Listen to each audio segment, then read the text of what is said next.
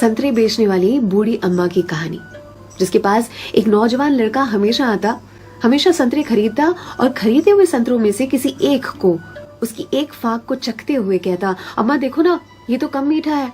और अम्मा हमेशा दूसरी फाक को चखते हुए कहती, नहीं बेटा, ये तो बराबर मीठा है।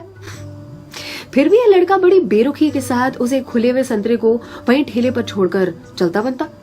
अब इस नौजवान के साथ उसकी पत्नी भी हमेशा हुआ करती।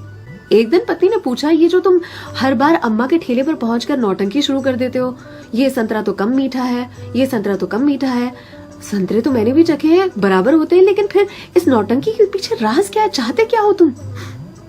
इस पर लड़के ने अपनी पत्नी को एक मीठी सी मुस्कान दी और कहा, मुझे भी पता है कि सारे के सारे संतरे बहुत ही मीठे होते हैं, लेकिन तुमने कभी अम्मा को देखा है?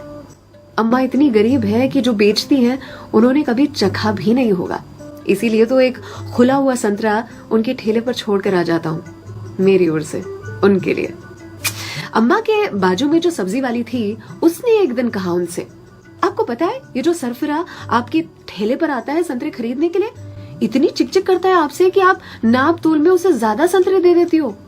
इस पर अम्मा ने कहा कि वो कभी मुझसे संतरे की मिठास पर चिकचिक करता ही नहीं है, वो ये चिकचिक करता है मुझे संतरा खिलाने के लिए, एक छोड़कर जाता है। क्या मुझे पता नहीं है? उसकी चिकचिक में भी उसकी प्यार की मिठास नजर आती है। वो कहते हैं ना कि मेरे हिस्से से ज्यादा तूने मेरी थाली में परोसा है, कितनी भी मुश्किलें दे ऊपर वाले, मुझे तुझ पे भरोसा है। छीन कर खाने वाले का कभी पेट नहीं भरता और बांट कर खाने वाला कभी भूखा नहीं मरता। अगर कोई ऐसा दिखे, उसकी मदद जरूर से करे, इसी को तो कहते हैं